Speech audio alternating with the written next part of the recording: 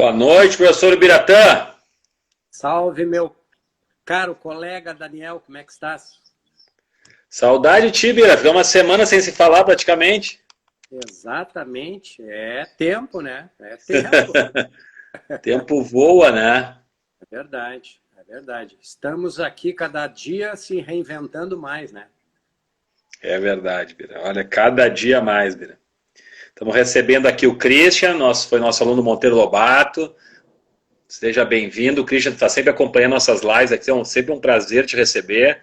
Mais uma vez recebendo o Tomás, né? Sempre gosto de reforçar. Tomás foi nosso atleta do Bola na Rede durante muitos anos. Agora está morando em São Paulo. Espero que esteja bem. Já esteja jogando futsal assim que for possível. Está entrando o Alê Akimon, 1950. Seja bem-vindo. O Birinha também, sempre muito bem-vindo. Birinha, sempre contribuindo muito com a gente. Eu acho que é isso aí, né, Bira? Vamos falar um pouquinho hoje, então, sobre ética no esporte, Bira, hein? Isso aí, É Tomás. um tema pouco interessante, né? Estava preparando a live para hoje, Bira, e é um tema que indiscutivelmente daria para fazer 3, 4 lives, sem dúvida nenhuma, pelo número de materiais que a gente tem, Bira. Tem muito material sobre esse tema. Elenquei alguns ali para a gente poder debater. Nós estamos recebendo o pessoal da Escolinha Showball. Seja bem-vindo esse pessoal da Escolinha aí. Espero que o nosso tema sobre ética no esporte infantil possa contribuir com a escola de vocês também, né? Provavelmente, né, Bira? Bom, Bira, então a ideia é que a gente divida esse encontro em 4 partes, Bira, tá? Então, no primeiro momento, uma contextualização sobre o que é ética e como é que a gente estrutura a consciência ética durante as nossas aulas de esporte, tá? E aí eu vou querer discutir um pouquinho sobre, principalmente, Bira, sobre a estrutura das estratégias básicas de formação da ética. Quando eu citar elas, vai ficar mais claro para te poder ver essa progressão e poder falar um pouquinho sobre as tuas aulas, né, dentro da educação física. Num segundo momento, a gente poder falar um pouquinho sobre as áreas do conhecimento da ética, falar um pouquinho sobre valores universais, valores nas escolas esportivas e valores humanos. Citar 1 ou 2 pesquisas dentro dessa área, que talvez, quando a gente citar o resultado de uma dessas pesquisas, acho que vai chamar bastante atenção, Bira. E por último, a gente finalizar com as orientações. A gente sempre procura no final, né, Bira, a gente poder falar um pouquinho sobre orientações, né? E a gente tem o Código de Ética do Esporte, que foi formado pelos ministros da Educação, ministros dos Esportes, europeus, na década de 90. E até hoje vigora algumas orientações bem legais sobre ética. Ok, Bira? Algum comentário, algum detalhe antes de começarmos, Bira? Estou à tua disposição, chefe. Então vamos lá, então. Bom, pessoal, basicamente, para quem está aí conosco, sejam bem-vindos. Espero que a gente possa contribuir bastante aí em poder trazer mais informações sobre um tema tão importante. Entrei mais uma pessoa que entrou que eu não citei aqui, Bira. É o Jugidib. Seja bem-vindo, ou bem-vinda, porque não está para ver bem a foto ali, mas seja bem-vinda. Eu acho que é bem-vinda, tá bem? Birinha, grande abraço. Vamos lá, então.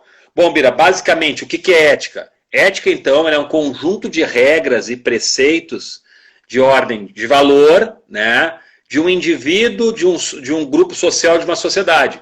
Então, na verdade, são as regras, os preceitos que desenvolvem valores, né? Basicamente, são uma estrutura de valores que conduzem uma sociedade, conduzem as condutas do indivíduo, conduzem a conduta de uma escola. Né? Então é fundamental a gente entender que ética então, é um conjunto de valores, para a gente poder simplificar, ética é um conjunto de valores. Aí a pergunta é a seguinte: como é que a gente estrutura, Bira, a consciência ética da gente? Como é que a gente estrutura esse conjunto de valores? Basicamente a gente tem que saber o seguinte, que todo ser humano nasce primitivo, sem nenhum tipo de ética, num vácuo interno, né? E aí ele vai construindo os seus valores. Né? E esses valores, Bira, eles vão sendo construindo na medida que o indivíduo vai incorporando valores, né? Na família, na escola esportiva, que nós estamos falando hoje, né? E por isso a gente elencou esse tema, porque mais adiante a gente vai poder se dar conta que em algumas escolas esportivas, alguns clubes esportivos, esse item ainda não está sendo contemplado da maneira que deveria ser. Mas, Bira, para a gente então entrar no aspecto aquele que eu te falei sobre as estratégias básicas para estruturar a consciência ética. Né? Então, segundo Liboni e Prota, que são dois estudiosos da área da bioética, eles dizem o seguinte, Bira, que para a gente estruturar uma consciência ética, ou seja, uma estruturação de valores éticos, eu preciso 3 pontos, e aí eu quero que tu já comece a matutar no teu cérebro aí, Bira, as tuas imagens mentais, e dizer como é que tu projeta isso, de que forma tu faz isso. Então, o primeiro item, Bira, é fazer com que o indivíduo, a criança está conosco, no primeiro momento, perceba os conflitos. Né? O primeiro item, eu tenho que fazer com que ele perceba os conflitos. Ah, mas ele chega e... Será que uma criança de 7, 8 anos não sabe que bater no colega não pode? Dependendo dos estímulos que ela recebeu, não. O adulto, desde cedo, tem que fazer que ela perceba os conflitos. Ela perceba quando ela é desonesta no jogo, ela perceba quando ela empurra o outro para fazer o gol, ela tem que perceber. Então, quem vai fazer esse aspecto é o adulto. Então, o primeiro item, perceber o conflito. No segundo item, Bira, é fazer a criança pensar sobre o conflito. Não adianta só botar uma lista de regras e, vocês vão seguir aquelas regras. Não, eu tenho que, sempre nas nossas aulas, fazer com que a criança pense sobre aqueles valores, sobre aqueles conflitos que o professor levantou durante as aulas. E por último, um exercício fundamental é que a criança possa exercitar estes valores, essas condutas. E o professor deve, sempre que possível, reforçar essas condutas sempre que elas aparecerem durante as aulas. Não adianta eu estimular um comportamento de auxílio com outros colegas, o colega vai lá e ajuda, a criança vai lá e ajuda a outra criança, e o professor não fala nada. É um grande momento para reforçar um valor. Então, Bira, em cima então já da definição de ética, em cima de como se estrutura a consciência ética e essas estratégias básicas, gostaríamos de te escutar em cima desse tema inicial sobre ética no esporte infantil. Pois é, a gente até brincou no início, né? Um tema tão simples, né? Mas é um tema muito complexo. Primeiro, Daniel, gosto sempre de fazer um resgate assim e te colocar que eu me sinto muito privilegiado assim por continuar trabalhando com crianças, né? Eu hoje tenho um trabalho tanto na fase pré-adolescente e adolescente, como na fase infantil, né? Eu trabalho com a educação infantil, como tu bem sabe. E eu me dou conta cada vez mais, porém jamais desmerecendo as etapas posteriores, mas eu me dou conta cada vez mais da grande importância que a gente tem como educador, e aí eu falo educador, o professor, mas o pai também, né? Na construção de uma educação saudável, né? Eu fico pensando que tudo que acontece ali, naquela infância ali, a gente tem a faca e o queijo na mão para construir seres de muito valor, mas se a gente não se cuidar, a gente pode colaborar para que eles virem monstros também, né? Então, quando eu estou trabalhando com as crianças, eu tenho uma sede assim muito grande de que na aula aconteça conflitos e que esses conflitos me gerem a oportunidade de ajudá-los na forma de resolver aquilo, que não seja através de uma das primeiras coisas que aparece com eles quando eles não dominam isso e, obviamente, às vezes não têm idade para isso, né? Que é a parte agressiva, só verbalmente, mas também corporalmente, né? Então, dos exemplos que tu destes aqui, de perceber, de fazer a criança pensar e depois exercitar, eu tenho assim, Daniel, quando eu estou trabalhando com as crianças, eu tenho uma metodologia, um processo, uma dinâmica de aula que eu divido geralmente a aula para as crianças em 2 momentos, né? Um momento dirigido e um momento de exploração livre de materiais. E na exploração livre de materiais, que é uma forma extraordinária de deixar a criança, através da sua vontade, da sua espontaneidade, explorar aqueles materiais ou brincar livremente sob os meus olhos, ali é o momento que eu digo que eu penso que é o momento mais rico, porque me libera, né? Já que eu não estou dirigindo, me libera de eu observar todo aquele ginásio assim, de possibilidades dentro daquilo que eu penso que a educação física me proporciona, né? Então, assim, quando entram conflitos com as crianças, é muito, assim, é um volume legal de conflitos. Geralmente, quando eu pego um conflito, ou quando alguém vem falar para mim, alguma criança vem falar para mim, às vezes vem chorando, né? Às vezes vem um sentimento muito grande. A primeira coisa é eu reuni-los, os 2, os 3, na quadra, sentamos e ali nós exploramos, Daniel, exatamente o que tu falou ali, né? A percepção, o fazer pensar, né? E o exercitar. E aí, o nosso papel, ele é espetacular nesse sentido de poder fazer algumas intervenções, primeiro no sentido de proporcionar para essas crianças que elas liberem as suas emoções na hora que isso está acontecendo. Então, uma das conversas que eu tenho é intermediar a dupla ou o trio, um colocando para o outro como é que um se sentiu, se ele falou para o colega dos sentimentos dele, e depois o outro colega também receber essa pequena carga de responsabilidade daquilo que fez, do pensar daquilo que fez, né? E se ficou triste, se não ficou triste, se doeu, se não doeu. Porque eu fico pensando, Daniel, que quanto mais cedo a gente mexe nessas situações, eu tenho absoluta certeza que nós teremos um mundo muito melhor, um mundo muito mais educado, um mundo muito mais centrado, um mundo muito mais colaborador, né? Quando a gente consegue perceber e atuar, né? Desde pequeno. Então, uma das coisas que me deixa muito feliz, né, é poder continuar, né, a minha vida traçando esse caminho, assim, né?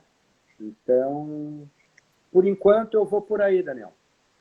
Show de bola, Bira. Concordo plenamente contigo. Trouxe exemplos muito claros do que a gente colocou em relação à estrutura, as estratégias básicas, né? Sempre reforçando, nós estamos recebendo o professor Marcelo Carvalho, da Escola Bola na Rede, estamos recebendo a Manu Santos e também a Sheila Gandim também está aí com a gente. Sejam bem-vindos, é um grande prazer tê-los conosco. Bom, Bira, agora a gente vai estruturar, basicamente, reforçar, quais seriam as estruturas de áreas de conhecimento que são tão significativas na área da ética, né? Então, por isso que a gente sempre diz que o professor de educação física, o professor esportivo, ele tem que ter um conhecimento mais amplo sobre uma série de áreas de conhecimento, e a ética é uma delas. Estamos recebendo aqui o Everton Funcional agora, está sempre nos acompanhando também, seja bem-vindo, Everton. E o professor Guilherme Vivian, né? Seja bem-vindo também é um outro professor que nos ajuda muito nas nossas lives aqui. Então, basicamente, Bira, a gente tem que entender que no processo de ética do esporte infantil, o pedagogo do esporte vai ter que conhecer um pouquinho mais. Ele vai ter que saber algumas situações relativas à filosofia, à psicologia e à sociologia. Então eu vou elencar, para a gente não ficar numa situação... Boa noite, Everton, seja bem-vindo. Para a gente não ficar numa situação, basicamente... pouco concreto, pouco próximo da linguagem, a gente vai sempre traduzir alguns itens aqui para deixar mais claro o que a gente quer dizer. Então, no item sociológico, a ética sociológica, usando como referência a sociologia, diz o seguinte, que é nos nossos valores que vão ser trabalhados para desenvolver a ética, a consciência ética, a gente tem que, em primeiro lugar, na sociologia, correlacionar as ações do sujeito com as dos demais. Então, vou dar um exemplo concreto aqui, 3 exemplos concretos. Na aula. Então, na aula de esportiva, futebol, basquete, handebol, o que seja, a criança, desde cedo, ela tem que entender que ela joga numa equipe, ela faz parte de um jogo coletivo, ou seja, ela não pode jogar sozinha. Ela tem que perceber que ela faz parte de um coletivo, ela faz parte de um grupo. Então, se ela não joga um esporte individual, ela está jogando um jogo coletivo que dá a possibilidade dela desenvolver, Bira, as situações relacionadas à sua relação, às suas ações em relação a dos outros. Ao mesmo tempo, a gente tem que ver que no esporte profissional podemos encontrar um jogador, que é uma referência para a criança, que pode ser um fominha, que não passa a bola para ninguém, né? E muitas vezes a própria imprensa, pelo jogador conseguir dar conta de muitas vezes das dificuldades profissionais e ressaltar esse individualismo. Então a criança, você vê como o meio social esportivo do alto rendimento influencia nessas decisões, né?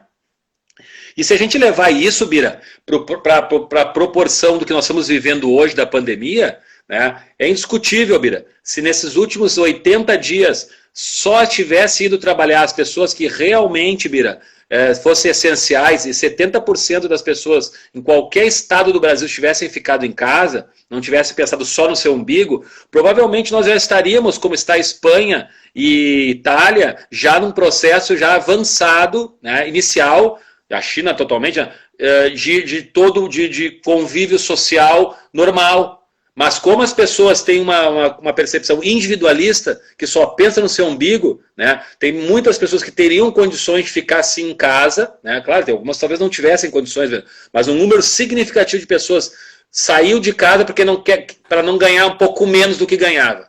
E isso faz a diferença. Então, Bira, eu procurei fazer uma correlação do aspecto ético, da sociologia, que tu vê, a gente consegue ver o individualismo, começa na escolinha, passa pelo profissional e acaba desaguando aonde? Na vida da gente. Então, por isso que é fundamental que a escola esportiva, o pedagogo do esporte, possa desde cedo fazer com que a criança relacione as suas ações em relação aos acontecimentos sociais. Porque a gente vive numa comunidade, a gente não vive sozinho. Concorda com essa colocação, Bira? Tu sabe que esse teu momento de fala agora me fez lembrar, Daniel, quando eu comecei a me incomodar, e eu já contei numa live aqui, comecei a me incomodar com os resultados das minhas aulas de educação física, que em vez de tornar para os alunos momentos de aprendizagem, de prazer e de recreação, começou tudo o oposto, né? Começou guerra, começou brigas, uma possibilidade grande, vocabulário grande de palavrões, e isso começou a sair da quadra para entrar na sala de aula. Alunos começaram a ter dificuldades relatadas pela professora quando a minha aula terminava, né? E a gente começou a conversar muito e eu comecei a me perguntar, mas o que é que eu estou fazendo da minha educação física para essa gurizada que sai fervorosamente de um simples joguinho de educação física, né, para se tornar pancadaria na sala de aula, e muitas vezes no dia seguinte ou 2 dias depois que tinham aula comigo, voltavam ainda a criticar aquilo ali. Muitas vezes 2 colegas amigos, né, por estarem naquele momento em situações de time diferente, voltavam, né, inimigos. E eu fiquei pensando assim, meu Deus do céu, quem tem que arrumar isso sou eu. E aí, Daniel, eu me lembrei que quando eu tive a oportunidade de conhecer os jogos cooperativos, uma das primeiras coisas que eu entendi no curso de extensão é que cooperar é uma filosofia de vida, né? A gente colocou aqui como é que eu entendo um conceito de respeito, né? Na prática é quando a gente é desrespeitado. Quando que eu entendo o que é um conceito de cooperação, de colaboração? É simplesmente quando alguém deixa de colocar a mão para me ajudar, né? No momento que eu não tenho aquilo, eu começo a entender o que é a falta de colaboração e falta de cooperação. Então, Daniel, uma das coisas fundamentais para que tu trabalhe com esses valores em alta é tu, educador, ser assim e sentir assim. Ou seja, no momento que eu comecei a me debruçar nesta filosofia e nessa metodologia cooperativa, a primeira coisa que eu tive que rever são os meus conceitos como profissional e como pessoa. E te digo que isso mudou muito a minha vida pessoal e profissional também. Então aí entra um pouco disso que nós estamos falando, né? O que adianta, né? Colocarmos os nossos filhos, de repente, nas escolinhas ou na própria educação física, se o educador não colabora com essas situações, né? É isso aí, vamos pegar, chutou, faz a falta, sai fora, né? Sai de perto, isso, aquilo. Quer dizer, o que eu estou construindo aí, né? Vamos parar para pensar. Qual o objetivo maior dessa escolinha?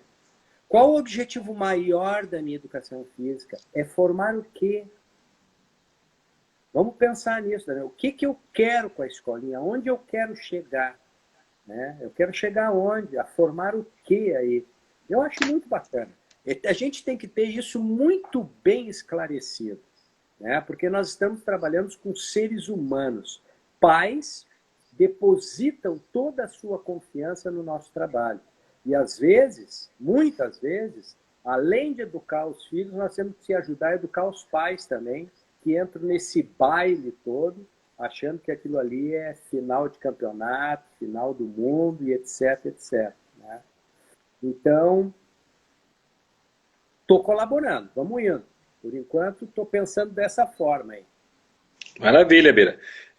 Estamos recebendo a nossa grande professora educadora de educação física e árbitra, Ariela Duarte. Seja bem-vinda, Ariela. É um grande prazer tê-la conosco mais uma vez. Entrou o pessoal, Bira, do Astro Vial, acho que alguma entidade ligada, de repente, ao budismo. E aí, por isso que eu parei aqui para liberar, eles pediram liberação para poder entrar. Sejam bem-vindos. Estamos recebendo o professor, prazer ser o professor Rony Queiroz, né? Até o Birinha mandou um abraço para ele ali, né? Também é um grande educador, trabalha há muitos anos com futsal, futebol de salão aqui em Porto Alegre, também seja bem-vindo. Mas, Bira, a gente então, num primeiro momento, a gente está estudando algumas áreas que estão ligadas ao processo da ética no esporte. A gente falou agora sobre os aspectos sociológicos, que são as relações entre a criança, o comportamento da criança e os demais colegas.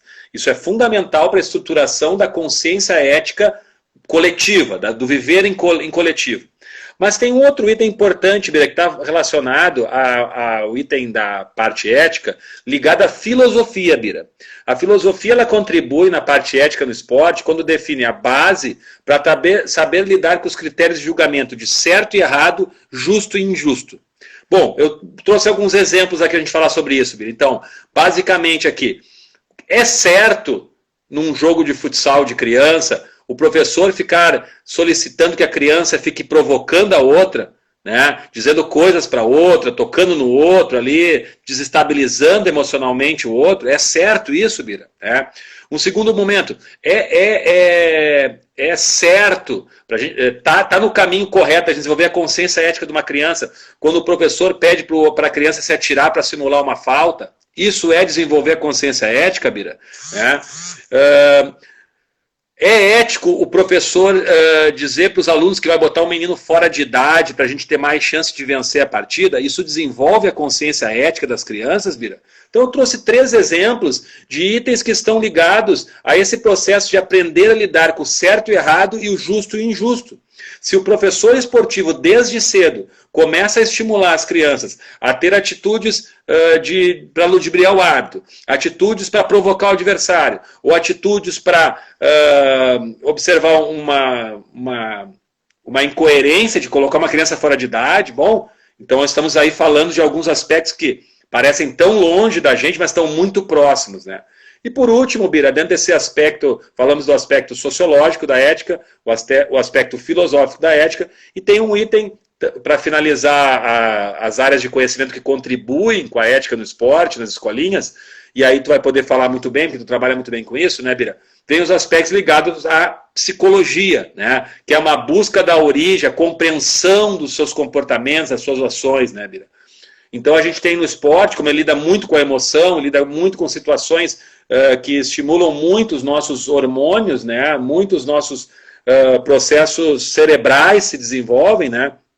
Então aí, Bira, vem uma coisa que eu queria te perguntar, né? Então quando uma criança, ela acaba extrapolando, a adrenalina dela sobe em excesso e ela se perde, começa a agredir os colegas, começa a dizer palavrão, começa a te xingar, o juiz. Bom, qual é a estratégia que tu usa, Bira, dentro desse processo para conseguir lidar, para que a criança possa perceber isso nela, né? Isso é fundamental. Como é que tu consegue fazer com que a criança consiga perceber esses acontecimentos dentro das tuas aulas, dentro de um viés da psicologia aplicada à ética no esporte infantil, por favor, Bira?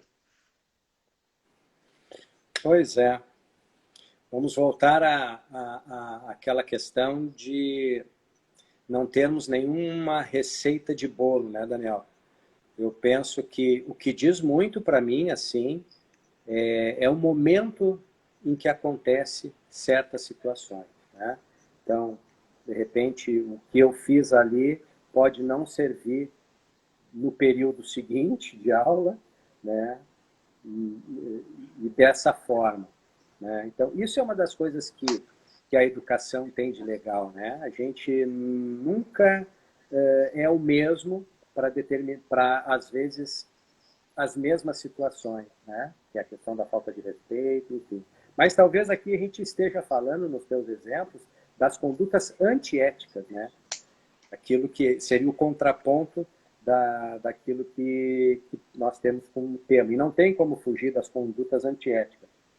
E nós temos uma colaboração muito negativa no nosso trabalho, que é o exemplo, né? Porque eu penso que o exemplo é uma das melhores maneiras da gente poder educar. Inclusive, educar no sentido de saber o que não fazer, né?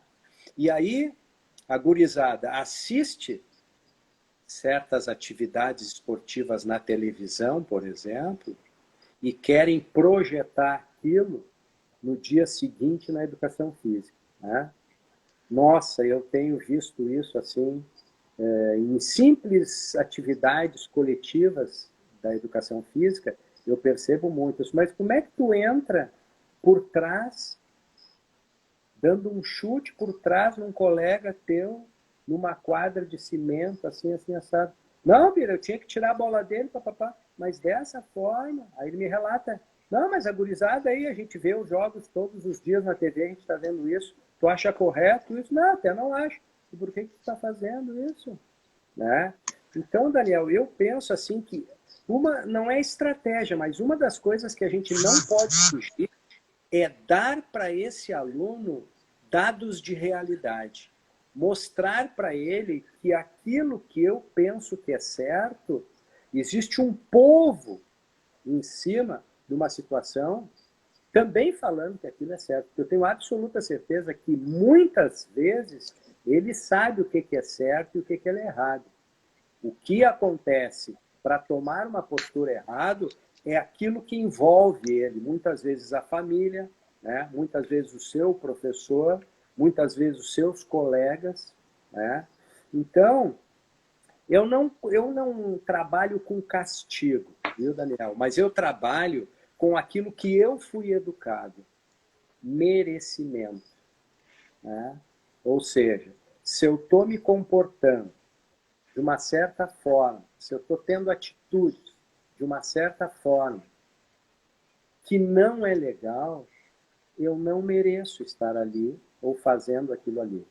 Né? Então, se eu coloquei uma atividade, se eu coloquei um jogo e tenho um ou alguns alunos que estão fazendo daquele momento coisas não bacanas e estragando aquele momento de aula, existe uma chegada perguntando se quer continuar assim, vai ter que ser diferente, ou, se não adiantar, é simples. No momento, tu não merece estar aqui, dentro dessa quadra. Por favor, retire-se, senta ali que depois eu bato um papo contigo. E muitas vezes esse bate-papo não sai no dia do acontecimento. Por quê, Daniel? Porque eu provei para mim que naquele momento existe duas cabeças quentes, a minha e a dele. E às vezes querer educar num momento de conflito e de sangue fervendo, a gente vai acabar cometendo besteira. Né? Então, eu tenho o meu registro, eu simplesmente tomo nota do que aconteceu e na aula seguinte eu proporciono um momento de aula em que eles possam ficar jogando um pouquinho, seja um jogo recreativo, e eu me desloco com aquele ou aqueles que eu preciso falar em particular. Né? Mas vou voltar a dizer para ti, merecimento. E aí eu falo numa educação geral. Né? Merece sim, não merece não. E vamos trabalhando esse merecimento, né? De uma forma justa, de uma forma leal, dando exemplos do nosso cotidiano. Né? Porque eu não sou mais do que eles, mas uma coisa a gente tem mais vivência, né? A gente tem mais vida, né? A gente tem mais experiências, né? E essas experiências vão mostrando para a gente, né, o que é certo, o que é errado dentro de um contexto. Até porque, se eu não soubesse diferenciar isso, Daniel, essa não seria a minha profissão, né? Com certeza. Bom, Bira, reforçando, estamos recebendo a Márcia Laurino, estamos recebendo o nosso ex-aluno e queridão André Valenzuela, irmã da nossa colega Marina Valenzuela. Que satisfação de ter com a gente, André, que saudade de ti. Estamos recebendo também a Vika Estela Branco, mandou um oi. Daniel, tu falou no André Valenzuela? Sim. Esse é o exemplo de aluno ético, com todo respeito. Esse é um exemplo de aluno ético. É o aluno durante todo o processo de educação física escolar, e teu também, não é porque está aqui, mas já estamos nesse tema, é muito claro falar nisso, né? Um aluno e uma pessoa espetacular. E está muito ligado, até eu vou pegar esse gancho, né, Bira? Eu vou pegar esse teu gancho, mas eu só quero reforçar que estamos recebendo também o professor André Costa, do Rio de Janeiro. A gente fez uma live com ele, também um professor, tem um trabalho brilhante no Rio, numa escola do Rio de Janeiro, de esporte e educação. Seja bem-vindo, professor André. Mas, Bira, eu queria pegar esse gancho do André Valenzuela aí, que vai juntar também com o comentário do Birinha, e a gente vai conseguir chegar num consenso, né, Bira? E aí o Birinha colocou, o problema são os professores que não têm ética, né? Na realidade, eu concordo, né? Porque a criança, ela que nem a gente falou no início, né? Ela nasce num vazio, ela não estrutura, não vem prontos os valores ali, né? Ela vai estruturando na medida que ela vai desenvolvendo o processo de vida nos espaços onde ela vive, né? Então eu fico pensando, quando o Birinha fala que os professores não têm ética, quem foram os pais dessas crianças e quem foram os professores desses professores, né? Quem foram os pais desses professores e quem foram os professores desses professores que agora são professores, né? E quando tu cita o André Valenzuela, nós conhecemos muito bem a família dele, né? Tanto o pai quanto a mãe, quanto a irmã também uma educação absurda, porque valores muito sólidos. Eles também estudaram no Colégio Monteiro Lobato, que a gente sabe o quanto os valores são desenvolvidos, né? De uma forma muito qualificada, não só na escola de futsal, nas outras escolas, mas também na escola em si, né? Então, acho que pegando esse gancho, né, Bira, a estruturação da ética passa por uma qualidade do desenvolvimento dos valores éticos. E aí é que entra a escola de futsal, que é um ambiente onde a criança, a escola de futsal, de basquete, handebol, que seja judô, que é onde a criança cria um vínculo fortíssimo com o seu educador esportivo, que se cria, onde ela fica contando os minutos para chegar a hora de esporte, e aí esse pedagogo do esporte tem uma oportunidade ímpar, às vezes muito maior a oportunidade que até a professora de aula, que às vezes não se identifica tanto, né? Pode ser que não se identifique tanto, né? Então é fundamental que a gente possa entender que o professor esportivo está numa posição privilegiada para trabalhar os valores éticos e morais, né? Dando sequência aqui, Bira. Então a gente agora vai entrar no espaço dos valores propriamente ditos, tá, Bira? E aí, Dallaire, que é um doutor na área da ética, diz que tem três coisas, três valores, Bira, que deveriam estar incorporados dentro da gente desde muito cedo, que é a valorização do ser humano, a valorização da vida, tá tudo interligado, né, Bira? Eu lembrei só para a gente poder falar sobre isso. Valorização do ser humano, valorização da vida humana e valorização das relações humanas, Bira. São três valores que tem que estar dentro da gente. O que a gente vê hoje, Bira? Será que nessa sociedade que a gente vive atual, nessa resolução do problema da pandemia, esses três itens são os três primeiros que estão sendo privilegiados, Bira? Ou o valor comercial, o valor produtivo, será que eles não estão na frente desses valores atualmente pelas posições que a gente tem tido de alguns governos no mundo, Bira? Porque eu tenho certeza, Bira, se o ser humano fosse o item principal, a vida dele valesse muito mais que qualquer outra coisa, e as relações humanas estivessem bem trabalhadas, Bira, eu duvido que a gente estaria passando por essa situação que nós estamos passando. E aí, Bira, eu quero te provocar, Bira, provocar não, quero te estimular, te desacomodar, Bira. Eu já fiz em outras lives isso e hoje vou de novo, né? Porque o professor Silva, que é da Centro Universidade Metodista IPA, que me desenvolveu, eu desenvolvi a disciplina de ética com ele lá no meu mestrado de reabilitação e inclusão. A gente fez um amplo estudo e a gente descobriu que existem valores universais, Bira. São em qualquer, se for assim, ó, juntando todas as pesquisas no mundo inteiro, se descobriu que tem 11 valores que são valores, Bira, universais, independente da religião das pessoas, porque as pessoas têm religiões diferentes, têm costumes diferentes e alguns valores nem sempre são contemplados.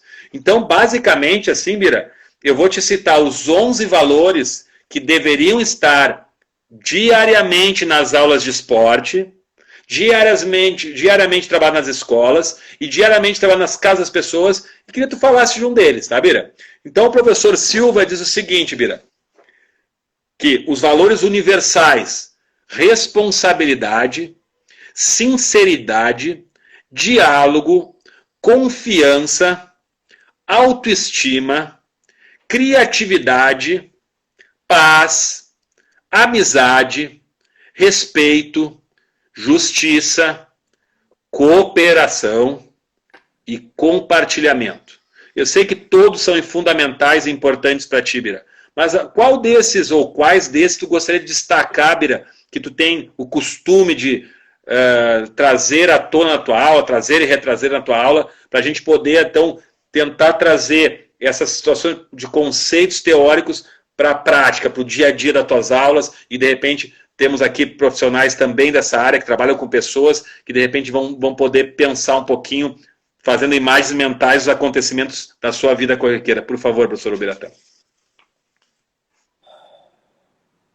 Bota coleção de valores, né?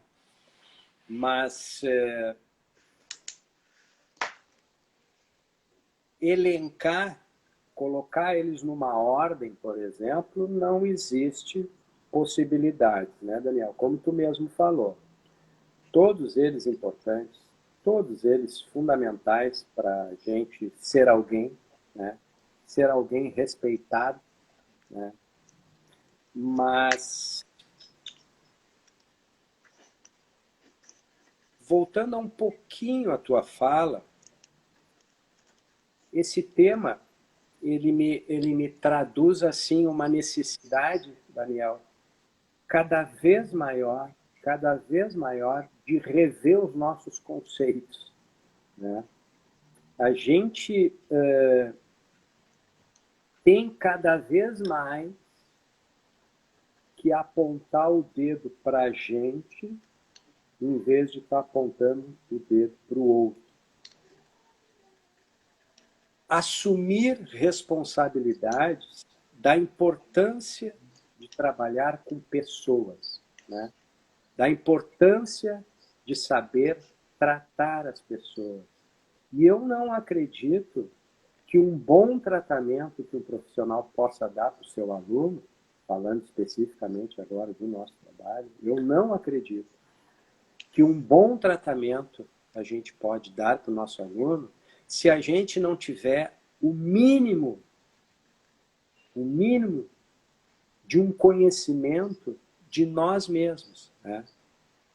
E aí é aquilo que eu fico falando assim, as experiências vão mostrando e vão formando o nosso perfil de pessoa e de profissional, né? Como eu coloquei aqui, eu fui, através das minhas experiências, mostrando para mim que alguns comportamentos que eu estava tendo dentro das minhas aulas não estavam sendo satisfatórios, não para os alunos primeiro, para mim primeiro, né? E a partir do momento que eu comecei a entender o que eu queria, o que a educação física me favorecia, eu comecei então a perceber a importância de não só trabalhar com as habilidades que a educação física requer, né? As mais fortes, as habilidades motoras, corpo em movimento, mente saudável, etc, etc, etc. Então, refazendo e revendo essa situação, fica como sugestão que a gente possa, não só profissionais, né, mas pessoas, né, enfim, rever esses conceitos, buscar, né, possibilidades que favoreçam a gente se perceber, a gente se autoconhecer.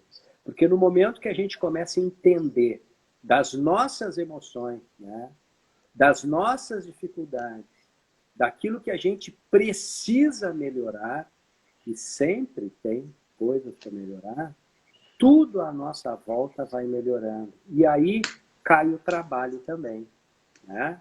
Maneiras de se aproximar dos alunos, maneira de ajudá-los a corrigir aquilo que não está legal, né? Aprender com eles também, né?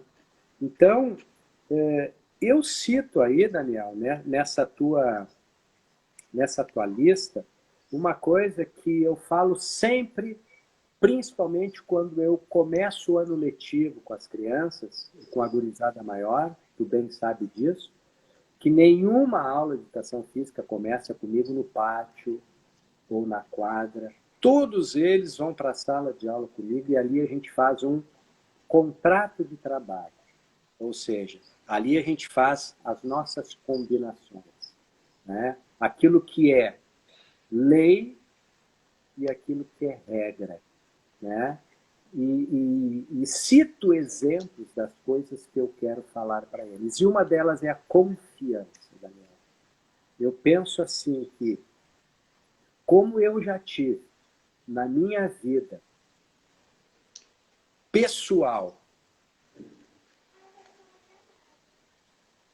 fatos que me levaram a tristezas e sofrimentos por falta de confiança, por não poder confiar, aquilo veio subindo dentro da minha escala de valores, e quando eu comecei a trabalhar com a educação física, comecei a trabalhar com as crianças, com os alunos, eu fui percebendo, dentro daquilo que eu montei com eles, como é ruim não poder confiar nos meus alunos e como é ruim meus alunos não poderem confiar em mim. Com pequenas situações, né? Exemplo, Bira, vou ali tomar água, tá? Bem ligeirinho, tá? Tá bom. Foi tomar água e esqueceu de voltar o rapaz. Daqui a pouco ele volta, 10, 15 minutos. E aí, sabe, é que eu fui tomar água, depois passei no banheiro ligeirinho e ali fui no Xerox pegar um polígrafo ali que eu precisava. Aí eu pergunto assim, o que tu pediu para mim? Ah, eu pedi para tomar água. Quebrou a confiança agora. Pô, Bira, mas quebrasse a confiança. Agora, se tu dissesse para mim assim, Bira, eu vou tomar água, vou ali no banheiro, posso passar ali no Xerox ligeirinho? Bom, cabe a mim dizer para ti sim ou não, mas aí eu tô tranquilo em saber onde é que tu foi, enfim. Né? Sistemas da escola, da filosofia e também a minha filosofia, porque eu fui educado assim, e esse tipo de educação para mim foi fundamental. Né? Eu acolhi isso e hoje eu me sinto muito responsável e eu sempre deposito confiança. Né? No meu depósito de confiança, obviamente que eu posso perder ou não. Né? Agora, quem confia em mim pode ter certeza que não vai se dar mal nisso. Né? Porque confiança está muito bem construído dentro dos meus valores. Então, uma das coisas muito importantes, Daniel, dentro do trabalho meu com a gurizada, especificamente agora, dentro dessa relação de muitos valores universais que tu colocou aqui, a confiança, para mim, ela é fundamental, porque não tem dor pior do que tu estar ao lado de alguém que tu não possa confiar. Seja em que tipo de relacionamento for. Né? Não vamos abrir para outros relacionamentos, tipos de relacionamento, mas vamos falar da relação professor-aluno, aluno-professor. Tá? Confiança, para mim, está no topo. Bom, Bira, enquanto falou, a gente tem uma série de pessoas que entraram aqui, a gente vai querer reforçar essas entradas, né, e também os elogios que apareceram aqui. Né? Então nós estamos recebendo aqui o professor Jorge Macedo, trabalhou durante muitos anos no internacional, é um profissional acima da média na parte de organização e gestão de clubes. Seja bem-vindo, professor Jorge. Estamos recebendo aqui a Manu Pilates, o nosso grande amigo Marcelo Miller, concordando contigo, Bira, né, em relação a essas combinações. O André Valenzuela nos faz um elogio, dizendo que aprendeu muitos valores, não só do esporte, como na vida conosco. Né? Nós estamos recebendo também o Dudu Paim, nosso aluno do Monteiro Lobato, o professor André Pérez, da DEIX, né? Seja bem-vindo mais uma vez, professor. Né? O professor André, inclusive, elogia os teus comentários, Bira. Estamos recebendo a professora do Rainha do Brasil, Tauana, seja bem-vinda. A nossa pedagoga da educação infantil do Monteiro Lobato, a Cris Bauer. Né? O professor Moreto, do futebol, trabalhou muitos anos no CEP, atualmente a gente trabalha com futebol de intercâmbio de alunos de ensino médio para os Estados Unidos, né, para a Europa, se eu não me engano. O professor Marcelo Soares, que foi do Bola na Rede, que inclusive está de aniversário hoje, fez muitos cursos conosco, né, Bira, jogos cooperativos. Então, professor Marcelo, parabéns, um beijo no teu coração, é uma grande satisfação te ter nesse dia tão importante. Mas, Bira, enquanto falava, muito bem, com propriedade, né, eu vou ver se eu consigo ser sucinto para não deixar as pessoas sem respostas, para que a gente ainda possa falar sobre o código de ética de Rhodes, pelo menos alguns itens, né, Bira? Que é aquele código que foi formulado na Europa, na cidade de Rhodes, na Holanda, com recomendações sobre a ética no esporte. Então, o Birinha e o professor Marcelo do Bola na Rede, o Birinha fala que a falta de ética acontece muito mais na competição, né? E aí o Marcelo completa que acontece também porque a educação que nós recebemos na sociedade é uma educação de competição social. E aí eu vou ao encontro dizendo o seguinte, que isso é uma questão de prioridades e valores. Tanto na competição quanto na vida social, se a prioridade é estimular os filhos a competirem socialmente, né? Quando a gente fala de competição, nós não estamos falando mal da competição, nós estamos dizendo não querer vencer a qualquer custo, passar por cima dos outros, né, Bira?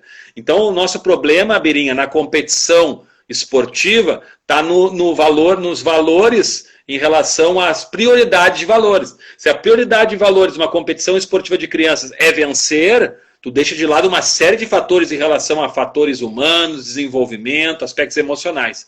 E, ao mesmo tempo, concordo com o professor Marcelo, quando ele coloca que a nossa sociedade, a prioridade é competição social. Antes da competição social tem a formação humana, tem a formação emocional, tem a formação psicológica, tem as relações sociais, tem a valorização do ser humano, né? Então, acredito que, tanto para o Birinha quanto para o Marcelo, eu digo o seguinte, que a gente, na verdade, o que está faltando é prioridade de valores. Não há problema trabalhar a competição. O problema está na prioridade de valores que estão incorretas. O Birinha perguntou se caráter seria um problema ético. Na verdade, teriam dois viés, Birinha. A gente escuta muito assim, essa pessoa tem falta de caráter. Ela pode ter falta de caráter por não ter uma educação correta e não conseguir desenvolver esses valores e desenvolver o que o Bira fala que são contra-valores. Mas na falta de caráter também, dentro da psicologia, também pode ser situações relacionadas a patologias, e aí só um psicólogo poderia explorar um pouco mais esse item. Então tem dois viés, eu vou ficar no meu campo. Pode haver um problema de falta de caráter ou desvio de caráter por comportamento, por educação? Pode, mas também está relacionado com aspectos psicológicos. O nosso grande amigo de Sergipe, o Everton Funcional, Bira, diz que pena que as competições não nivelam primeiro os professores para depois nivelar as crianças. Eu concordo, realmente uma colocação muito bem feita, tá? O Birinha te fez uma pergunta, Bira, e eu vou te pedir que tu seja bem breve para a gente poder finalizar, para a gente poder fechar no horário, tá? A pergunta dele para ti é a seguinte, se tu faz essas tuas combinações e contratos sociais com as crianças também da educação infantil? Sim, claro. Muito, mas o que eu faço nesse sentido? As minhas combinações são pequenas, né? E em níveis de vocabulário que eles possam entender e dando demonstrações. As crianças precisam do concreto, né? Fundamental, o contrato de trabalho vai do lá de baixo até lá em cima. Se eu tiver com uma turma de adultos, eu vou fazer o meu contrato de trabalho com eles. Se eu tiver com minhas crianças, eu sento na rodinha, né? E a primeira coisa que a gente vai fazer é combinar o que pode e o que não pode fazer. E a partir daí, deixa rolar para ver de que forma a gente vai trabalhando. Mas faço sim. E adoro fazer. Professor Marcelo, obrigado pelos elogios. Nós também aprendemos muitos contigo lá no Monteiro Lobato, viu? Estamos tendo a honra de receber a nossa diretora Lena do Monteiro Lobato, Bira. É uma honra ter essa diretora tão querida aqui com a gente, nos prestigiando, né?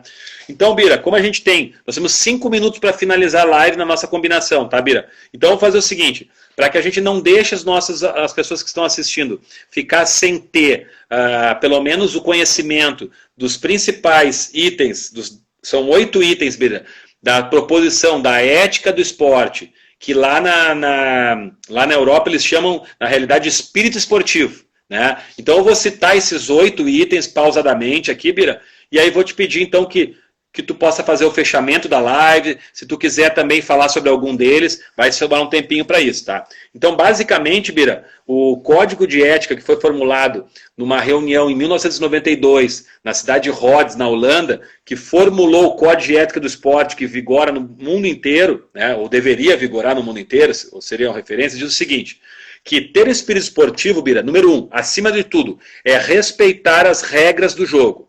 E, ao mesmo tempo, nunca cometer faltas deliberadamente. 2, respeitar o árbitro.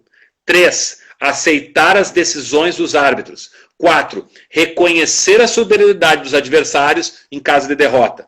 5, aceitar a vitória com modéstia e sem ridicularizar os adversários.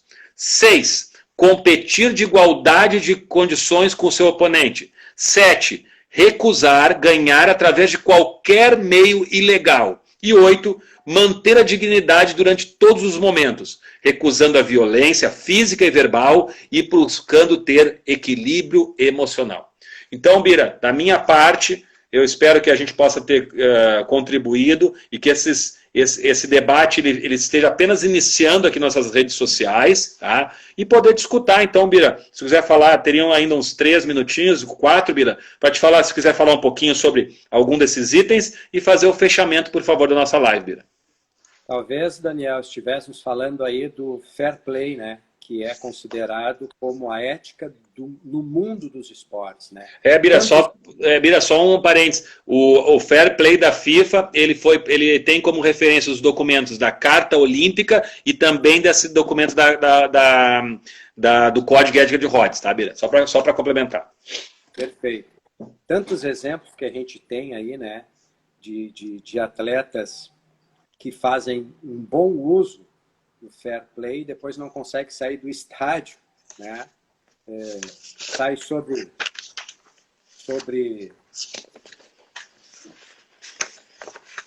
totalmente protegido, né?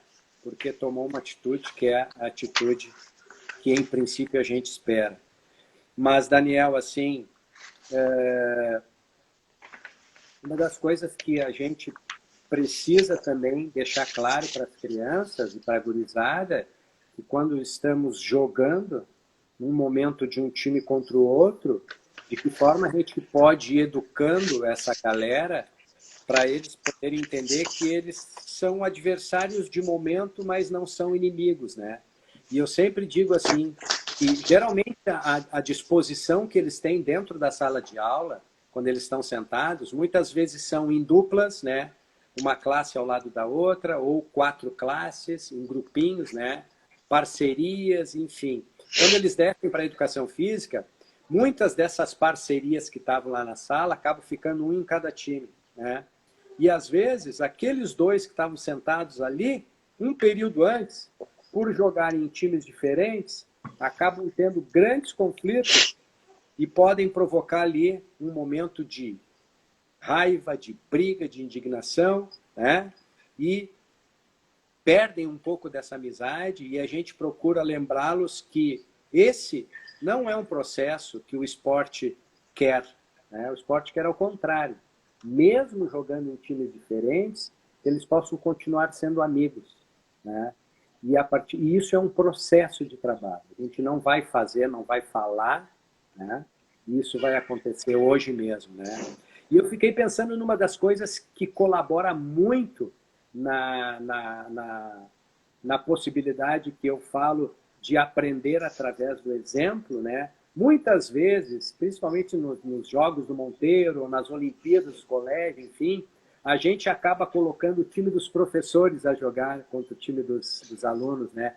Essa é uma grande possibilidade que a gente tem, né? De estar num clima de querer ganhar uma partida, mas também saber se comportar, né? No nível que realmente merecemos. Porque eu tenho, Daniel, sabe, nessa vivência de jogar professores e alunos, visões de coisas não bacanas de professores, né? Que perderam as estribeiras, vamos dizer assim, né? Num momento ali de um jogo festivo, né? Claro que todo mundo quer ganhar, mas olha que exemplo, né? Um exemplo do lado negativo, mas que também pode ser pego do lado positivo para rever essa situação, né? Porque se eu tenho muita consciência desses valores bacanas e cometi um erro num jogo desses contra o meu aluno, que eu tenha, né, responsabilidade de voltar à situação, seja na hora, que muitas vezes não acontece, ou no dia seguinte, né, e ter a hombridade de pedir desculpa. Porque eu, quando estou na frente das minhas crianças da educação infantil, quando eu tenho que fazer isso, eu me ajoelho na altura deles, apesar que eu não sou muito grande, né, muito alto, e peço desculpas. Porque o pedido de desculpa é um dos grandes valores que rege a gente nesse sentido, né? É uma quebra de orgulho, né? E mostra para a criança que muitas vezes a criança e o adolescente pensam assim, mas o Bira pediu desculpa. Bira, 20 segundos, Bira. Sim, o Bira pediu desculpa. É isso aí. Bom, Daniel, tem tanta coisa para falar, né? Enfim, Bira, eu quero agradecer mais uma vez essa parceria e agradecer a todos que vêm nos acompanhando aí e vêm nos ensinando nesse bate-bola aí. Bira, sábado, esporte na adolescência é o assunto.